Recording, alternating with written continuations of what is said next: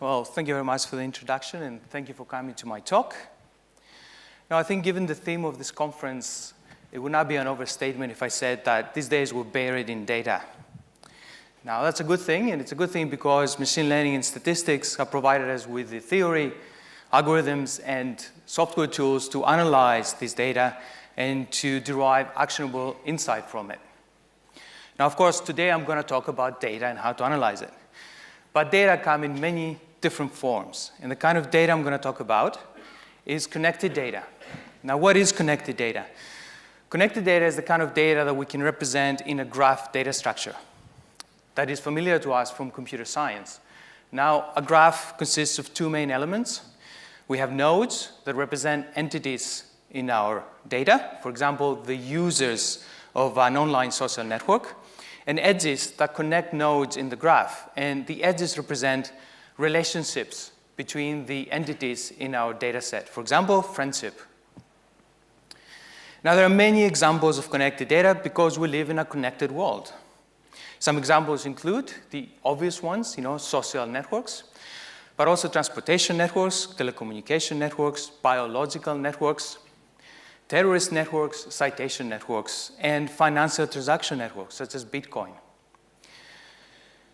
So what can we do with connected data? What kind of problems can we solve?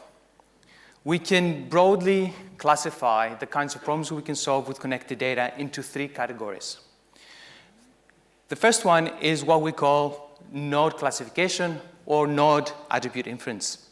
In node classification, our goal is to train a predictive model to predict an attribute of the entities in the graph. For example, in a social network, given maybe we're interested in predicting the political affiliation of the users, given that we know the political affiliation of a subset of the users, the relationships between the users, and possibly additional information for each user, for example, their age, their location, their professional activities, and the kind of stories that they like to read. Another kind of problem we can solve with connected data is called link prediction. And for link prediction, we're trying to predict the relationships in our data. Now, why do we want to predict relationships? There's a couple of reasons I can think of. For one, it's possible that our data is noisy, maybe due to the process with which we collected the data. Some of the relationships are hidden from us, and we want to predict them. Another reason would be that we want to predict how our graph is going to evolve in the future. Link prediction, a good application for link prediction is product recommendation. You can use a link prediction algorithm to recommend products to users of an e-commerce website. The third category of problems is a clustering of the entities in our data set, in our graph. We call it community detection. Now, why do we want to do this? Maybe we're interested, for example, in grouping the users of a social network into communities based on their hobbies, without us having to go and explicitly ask them one at a time. Do you like sport? Do you like watching TV? Do you like movies? What kind of movies do you like? Do you like music? And so on and so forth. Why do we want to do this for a social network? Maybe we want to target our advertising a bit better. But of course, there are applications of this outside of selling ads, right? For example, a law enforcement agency may be interested in detecting whether a group of people in an online forum comprise a criminal syndicate. Now, for the rest of today, I'm going to talk about a node classification problem. Obviously, we don't have the time to discuss each of these classes of problems. I'm going to set up a problem, and then I'm going to show you the methods we use to solve those kind of problems, state-of-the-art methods, and then I'm going to show you how to do this programmatically using our open source library. Let's say that I have data. This is data collected from Twitter, and the individuals are Twitter users. I have data for about 100,000 of these users, which, in the grand scheme of things, looks like a big number, but, if you think of the total number of people using Twitter, it's just a small sample. Let's assume that I've used proper methodology, and this is a proper sample of the Twitter network. For each of these users, I want to predict a binary attribute. I'm interested in identifying hate speech online. So for each user I want to identify, I want to predict if they are hateful or not. For my 100,000 users, for 5,000 of them, I have annotations as to whether they're hateful or not. It's a 50-50 split. Now this is manually annotated data set, right? So we asked people, well, the people who collected the data set asked people to identify whether particular users are hateful or not. Now, for each user, we also have a numerical feature vector that tells us something about the user. Now, there are two types of features in this feature vector. They're all numerical. Now, one type of features is derived from the user's activity on Twitter. For example, the number of followers they have, the number of followees, the number of hashtags they use when they tweet, and the frequency at which they tweet. The other type of features is derived from the textual analysis, the lexical analysis of the user's tweets. And for the lexical analysis, our goal is that we look at the vocabulary each user uses, and we try to determine in a quantitative way if this user uses vocabulary that relates to particular topics. For example, positive and negative emotions, sadness, family, love, terrorism, politics, and so on. So there's about 200 features that I've selected for this talk. Now, like I said, we're going to solve a binary classification problem. We have a subset of the data annotated, so I have a semi-supervised binary classification problem I'm going to solve. I can use traditional machine learning to solve this problem. I'm sure many of you can think of ways to do it. Well, here it is. I will take my feature vectors, I'm going to stack them into a two-dimensional array. I'm going to make a feature matrix. And of course, I'm going to take the targets as well. I'm going to pass them to my favorite machine learning algorithm. Could it be logistic regression or random forest? You can use a neural network if you want. I'm going to train a model, and I'm going to use the model to make predictions for the 95,000 users I don't have data for. Okay, this is the way we do things. Okay, but what's missing from this picture? Well, these are Twitter users, and Twitter is an online social network, and so the users are connected. Now, the connections, this data set was actually collected by Manuel Ribeiro and his colleagues in their efforts to understand hate speech online. And the connections, the relations between the users are not the obvious connections, like, a person follows another person. Instead, there is an edge between two users if a person has retweeted another person. Now, what is the problem with the traditional ML approach in this setting, and why do we care about the relationships? Now, it is quite possible, and not inconceivable, that a user does not want to appear hateful, right, when he's tweeting. So his vocabulary is chosen very, very carefully. That means the feature vectors are not very good at identifying that property of his. However, he might be comfortable in retweeting other people who are obviously hateful, right? So that information is hidden in the relationships. So we want to take advantage of that, right? Because we hope it will make it easier for us to classify users correctly. You don't want to be going around blaming people for being hateful if they're not. Now, our data set has a few edges. It has 2.2 million edges, so it's relatively sparse, given that we have 100,000 users. How can we solve this problem using traditional ML? How can we take advantage of the relationships if we were using still traditional machine learning methods? Okay, one way to do it would be to use manual feature engineering. So I can go back to my graph, and I can look at extracting features relating to the graph structure. For example, I can take a user, I can look at the number of people he's connected with, the number of people he's retweeting. We call this the node degree. And I can take that number and augment it with my feature vector, and now I have a longer feature vector, but I can use it in my machine learning method to train a model and make predictions. There are many, many different ways of creating features this way, right? But if there's anything we've learned from the successes of deep learning, and especially convolutional neural networks, is that manual feature engineering is probably not the best way to do this. We should let the machine learning algorithm decide what the best features are for maximizing the performance on the downstream task. And we would like to be able to do this with graph structured data. Unfortunately, none of the traditional machine learning methods can do this, right? So we need to invent new ones. Well, We're not going to invent them. There are other people out there who have invented those for us. So I'm going to give a quick overview of two different methods that in the class of graph neural network models that we can use directly on our graph structured data to solve a node classification problem. Now, the first one was introduced in early 2017 by Kip Fenwelling. It's called graph convolutional neural networks, GCN. Now, GCN defines a new type of neural network layer, right, that's applicable to graphs. The forward model is straightforward. It actually involves only 3 quantities. W, which are the trainable parameters for the layer. F, which is the same feature matrix that we used for training the traditional machine learning model I talked about a couple of minutes ago. And A prime, which encodes the structure of the graph. It is actually a function of the graph adjacency matrix. It's a square matrix. And in our case, it's 100,000 by 100,000, so it's quite large.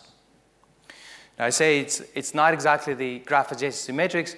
We apply some normalization to it, but it's not very different than the graph adjacency matrix.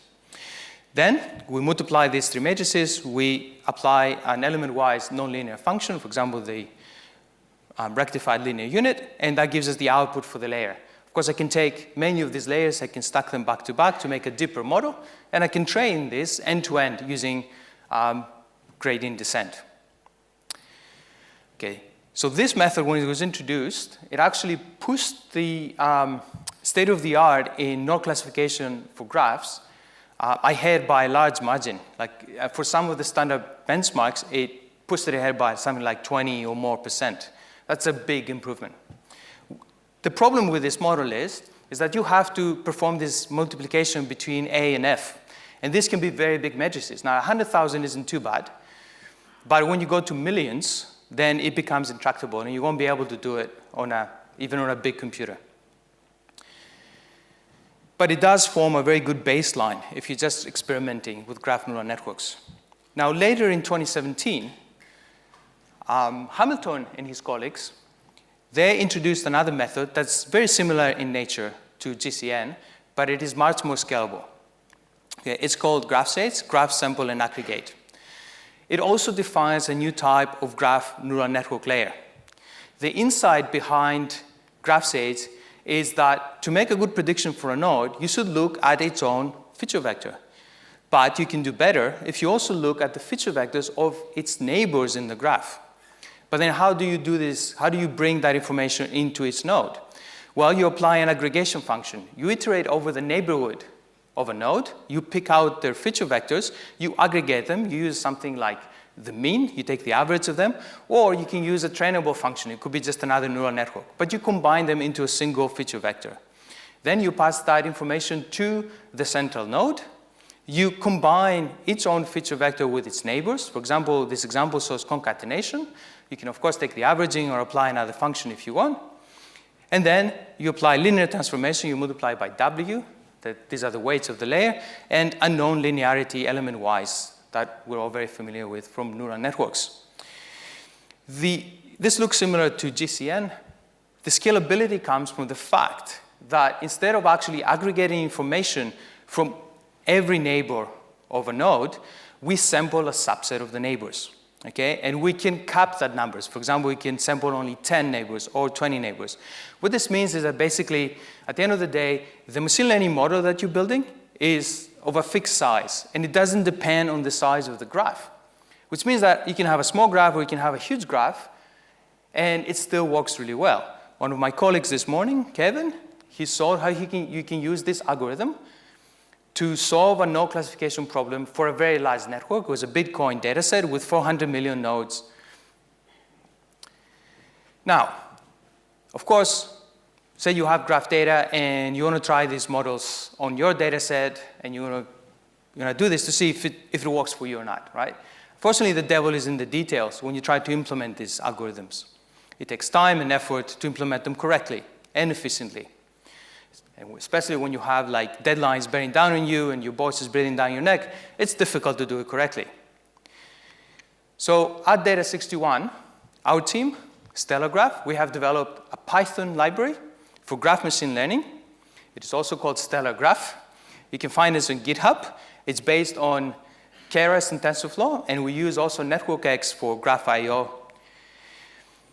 We've published it under the Apache 2.0 license. We've done 2 major releases so far. One was as recently as a few weeks ago, and we are making another major release in a few months, but we also do minor releases quite often. We have lots of documentation and lots of demos on GitHub. And we also have a forum, a discourse forum, where you can go there and you can ask questions if you need help, or if you have feature requests, or if you want to report a bug or two. Now, our forum is brand new. We just opened it up like a week ago, so there isn't a lot of activity there at the moment, but you're welcome to come and ask questions if you'd like. For the rest of the talk, I'm going to show you how you can use Stellargraph to implement GCN and Stellargraph and solve the hateful tweeters problem. But before I do that, let's have a look at the traditional machine learning workflow. What do? There are 3 steps, basically, right? The first step is we prepare our data. We take our feature vectors, we fill in missing values, we one-hot encode our categorical values, and maybe we normalize the range of the continuous features. And then we split it into training and test data sets, maybe a validation set as well. Next, we use our favorite toolkit to specify and train a model, and then we evaluate and visualize the results of our model, predicting on a holdout data set. How does the graph machine learning workflow differ? It doesn't differ by a whole lot. It still involves the same 3 steps. The only difference is that when you specify and train a model, you will use Stellargraph and maybe a bit of Keras. So I'm not going to talk about everything in detail because we don't have the time. I'm going to just show you how to load the data, assuming you've prepared it already, how to split your data, how to specify and train your models, and then how to evaluate it. So we're going to look at some code now, not a lot of it. OK, first of all, we're going to load the data. We're going to do it. We need to do this in 2 steps. First of all, we're going to use NetworkX, and we're going to load the graph structure from an edge-list file. Now, an edge-list file is basically a 2-column CSV. Every row lists the 2 node IDs that are connected by an edge. Next, we're going to load our feature vectors for our nodes. We're going to use pandas for that. We store the data again in a CSV file, and every row has an index, which is the node ID corresponding to that particular feature vector, and every column is, of course, the features for that node. There should be a column as well for the target values, right? Because we know 5,000 of the labels for our Twitter data set. Once we've loaded our data, we have the structure and the features. We're going to create a Stellargraph object. What Stellargraph object will do is, under the hood, it's going to prepare the data for graph machine learning. And lastly, we're going to use scikit-learn, and we're going to split our data into a training and test set. Normally, you would also have a validation set. I'm not going to show that today. Now, we've loaded our data. Now we want to specify our graph neural network model. First thing, let's try GCN. With Stellargraph, we're going to create a GCN object. And the first thing I'm going to do is I'm going to specify the number of layers I want. I'm going to specify 2 of them. The first one will have 32 units, and the second one will have only 1 unit. And the activation functions is the last parameter on that line. It's going to be ELU for the first layer, and it's going to be a sigmoid activation for the second layer, because that's the classification layer for us. I'm going to pull out the input and output tensors from this object, because I'm going to use them later on.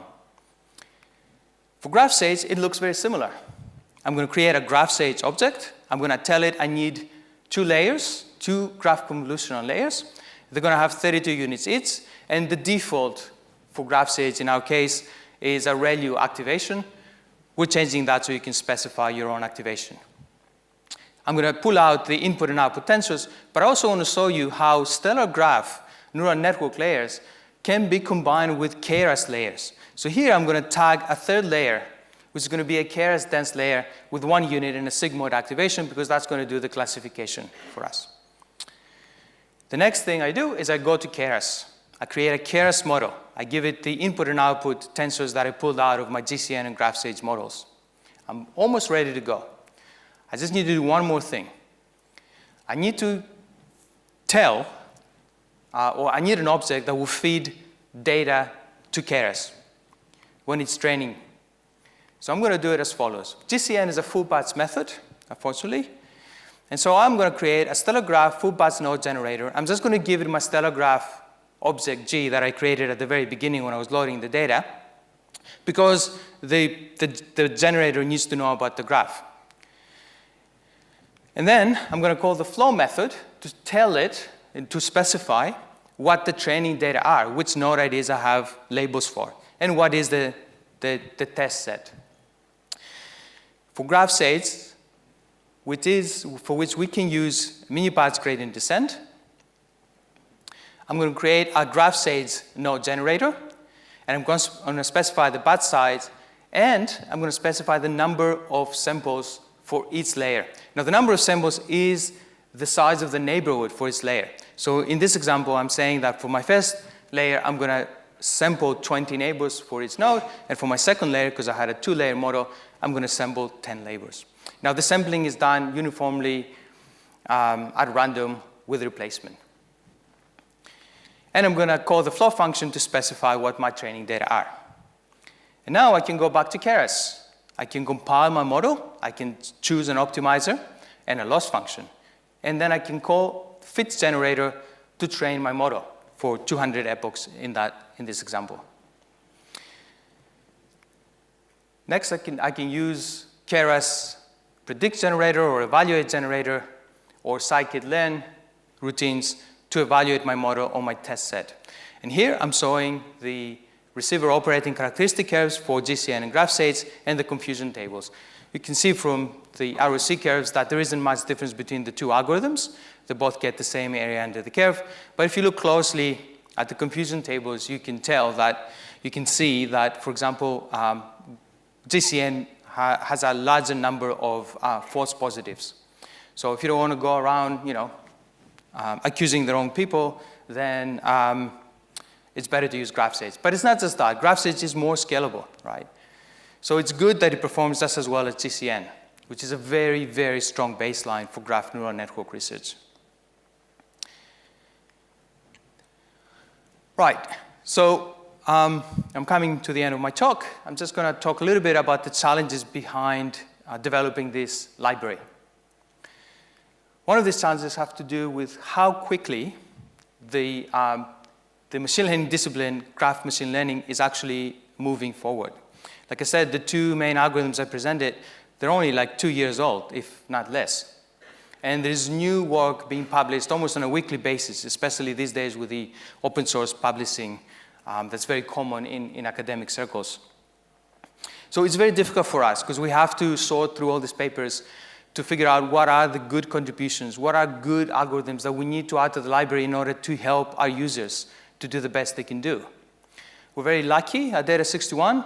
We have access to some of the world's top machine learning researchers, and they're all very friendly, and we can always go and talk to them about what should we be paying attention to. Some other challenges, it's a lot about trade-offs when you build these libraries, we found. For example, we had to make a decision between should we implement as many algorithms as possible, or should we implement a small subset of good algorithms and make sure that they're implemented correctly. So we chose to go with a small number of algorithms implemented correctly. Another trade-off has to do with training speed and memory usage versus consistency of the API. So we've decided to go with consistency of the API. So we make sure that you can switch, you can replace one model with another, you change a few lines of code, now you're training GCN, now you're training graph states, now you're training a different model without having to rewrite your scripts. Speed of training and memory optimization is actually coming up for our next major release. So we haven't forgotten about that. We're very much interested in making it the fastest library out there. Another challenge is about selecting the audience. We had to choose between targeting academic researchers, who are very much interested in this, or practitioners, data scientists, and machine learning engineers. So we decided to go to focus on you guys, the practitioners. We want to help you get insight from your connected data as easily as possible. So in conclusion, Stellargraph is a lot more than the two algorithms I mentioned. We have many, many other graph neural network algorithms, ones based on random walks. We have algorithms using attention mechanisms. We have probabilistic models, ensembles, and algorithms for working with heterogeneous networks. You can find us on GitHub. We're on github.com/Stellargraph/Stellargraph. And our team is expanding, so if you're on the job market and if you find any of this interesting, we're hiring all across the board, from software engineers to data scientists, data engineers, and machine learning engineers. Thank you very much for listening to me.